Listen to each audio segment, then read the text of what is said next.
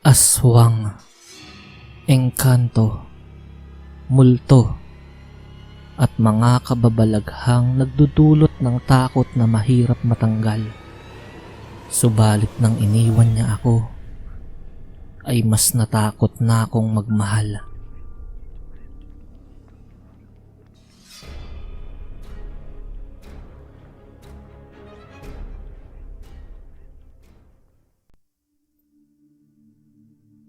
Sa tuwing tinitignan ko ang aking stepdaughter, ay talagang nakadarama ako ng saya. Parang kiliting gumagapang sa buo kong pagkatao. Naglalaro kasi sa isip ko ang mga bagay na ginagawa namin sa loob ng kanyang kwarto sa tuwing wala ang kanyang ina para pumasok sa trabaho.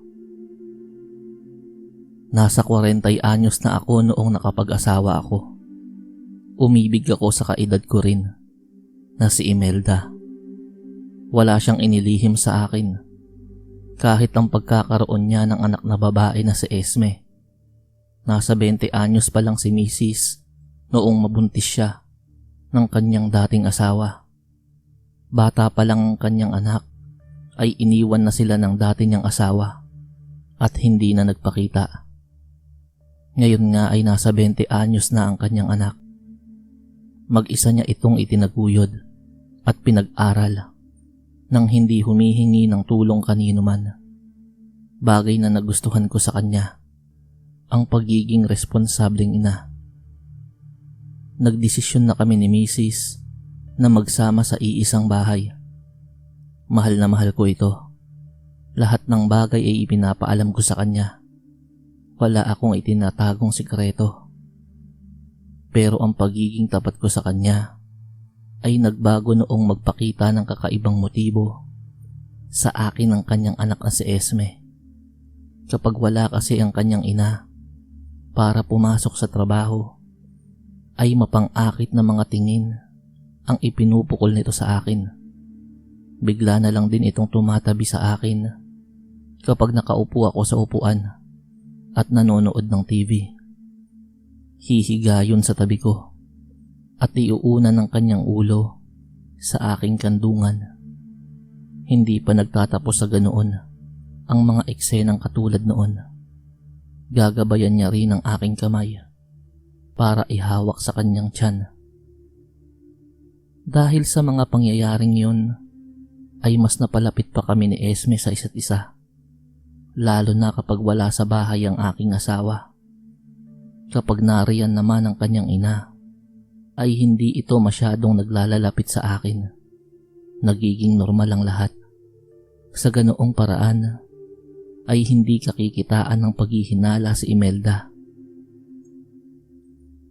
Isang araw ay nagpaalam si Mrs.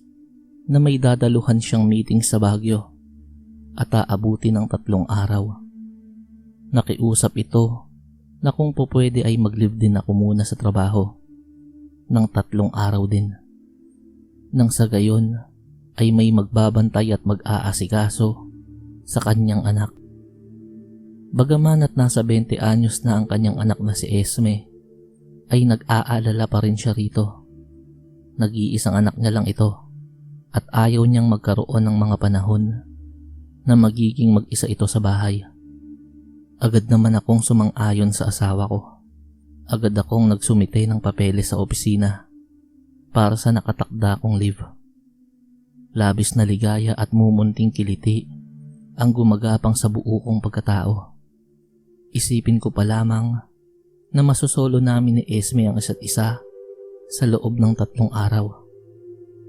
Nang malaman nga ni Esme ang balitang yun, ay sumilay ang matamis ng ngiti nito sa kanyang maamong muka. May ibinulong pa siya sa akin na may gagawin daw kami kapag nakaalis na ang kanyang ina. Agad naman akong nanabik dahil sa mga sinabi niyang yun. Dumating nga ang araw ng pag-alis ni Mrs. patungong Baguio. Inihatid ko ito sa kanyang opisina nang may makatulong siya sa pagbitbit ng kanyang mga dalang gamit. Nang makauwi na ako sa bahay, ay naabutan ko si Esme na nakaupo na sa upuan sa sala. Nakasuot lang ito ng malaking t-shirt na may kanipisan. Halatang wala iyong suot na panloob dahil sa pagbakat ng dibdib nito sa damit na suot niya. Nalalantad din ng makinis at maputi niyang hita kapag siya ay gumagalaw mula sa pagkakaupo. Nang mapansin na ako nito, ay mabilis itong tumayo mula sa pagkakaupo at sinalubong ako ng mahigpit na yakap. Gumanti ako ng yakap dito, kasabay ng paghimas ko sa likod nito. Damang-dama ko ang kalambutan ng katawan nito. Ilang minuto kami sa ganoong posisyon, walang nagsasalita. Pareho lang naming ninanamnam ang init ng bawat isa sa panakaw na sandaling yun. Ilang sandali pa ang lumipas. Kumalas ito mula sa pagkakayakap. Hinawakan ako nito sa kamay at hinila patungo sa kanyang kwarto. Nang pareho na kaming nasa kwarto, ay isinara at ikinandado niya ang pinto. Seryoso niya akong tinitigan sa aking mga mata. "Tito, talaga bang gusto mo ako?" Oo naman, Esme. Gustong gusto. Kung talagang gusto mo ako, tutulungan mo ako, di ba? Oo naman. Matapos kong tumugon sa huli niyang katanungan, ay agad niyang tinungo ang kanyang aparador at sandaling tumayo sa harap noon. Ilang sandali lang ay hinawakan niya ang hawakan ng pinto noon at binuksan.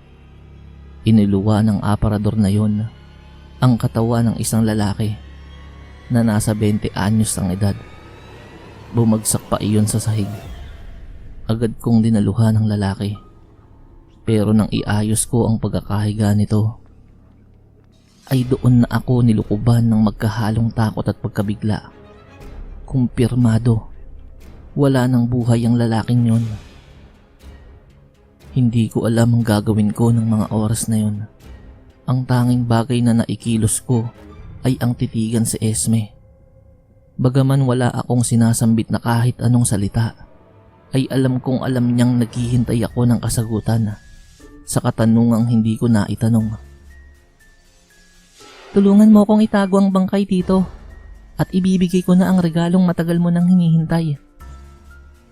Bagaman at halo-halong emosyon ang tumatakbo sa buo kong pagkatao, ay sinunod ko kung ano ang gusto niyang mangyari. Agad kong tinungo ang likod bahay para gumawa ng malalim na hukay. Doon ko ibinaon ang bangkay.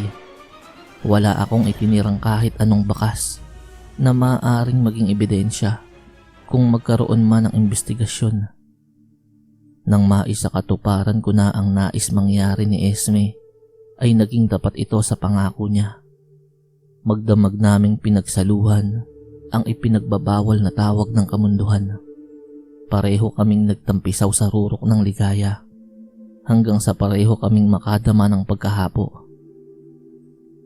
Sa sumunod na umaga ay naging normal sa aming dalawa ang takbo ng araw. Inubos namin ang maghapon sa panonood ng TV habang magkatabi at magkayakap sa upuan sa sala. Kinagabihan ay nagsabi siya sa akin na may darating daw siyang bisita. Dahil doon ay nagluto ako para may pagsaluhan kami, kasama ng kung sino mang bisita ang inimbita niya. Natapos kong lutuin at ihain sa mesa ang mga pagkain nang may kumatok sa pinto ng aming bahay. Agad iyong tinungo ni Esme para buksan. Tumambad sa pinto ang isang dalagang mga nasa edad 18. Kung titignan ito, ay parang kahawig na kahawig ito ni Esme. Nagtaka pa ako ng mga oras na yon. Ang alam ko kasi ay wala namang kapatid si Esme dahil nag-iisang anak lang ito ng asawa ko. Sa kalagitnaan ng aking pag-iisip ay biglang bumagsak sa sahig ang bisitang babae. Saka ko lang napansin na hawak-hawak ni Esme ang isang mahabang kutsilyo na punong-puno na ng dugo. Lumuhod pa ito at sunod-sunod na inundayan ng saksak sa tagiliran ang hindi na gumagalaw na bisita. "Tito, Maliligo lang ako. Tulungan mo ulit akong itago ang bangkay at makukuha mong muli ang regalo mo. Mabilis akong tumalima sa kagustuhan ni Esme. Muli kong hinukay ang ginawa kong libingan at isinama sa naunang bangkay ang katawan ng dalaga. Muli ay wala akong iniwang kahit anong bakas ng krimen. Labis ang ligaya sa maamong mukha ni Esme. Magkasama naming pinagsaluhan ang masarap na mga pagkaing niluto ko. Matapos noon ay ang mga katawan naman namin ang inihain namin sa isa't isa para pagsaluhan. Sa 3 araw na wala sa bahay ang misis ko ay paulit-ulit naming ginawa ni Esme ang ipinagbabawal na kaligayahan. Totoo ngang mabilis lumipas ang mga araw kapag nakaw lang ang mga yun. Sa ika-4 na araw nakatakda ang panahon ng pagbabalik ni misis sa bahay. Ngunit nakapagtatakang hindi pa ito umuwi. Itinuloy ko na lang ang pagpasok sa opisina. Sa ika-5 araw ay hindi pa rin iyon umuwi. Nalabis ko nang ipinagtataka. Ni tawag ay hindi nito ginagawa. Sa ika-6 na araw, pag-uwi ko ng bahay galing opisina, ay sinalubong ako ni Esme na may ngiti sa mga labi. Agad ako nitong hinawakan sa kamay at hinila sa kanyang kwarto. Esme, wag. Baka biglang dumating ang nanay mo. Saglit lang tito, may sorpresa ako sa'yo. Agad niyang tinungo ang kanyang aparador at tumayo sa harapan nun. Kinabahan ako sa mga nangyayari. Hindi pwedeng gawin ni Esme ang mga bagay na yon. Baka biglang umuwi ang ina nito.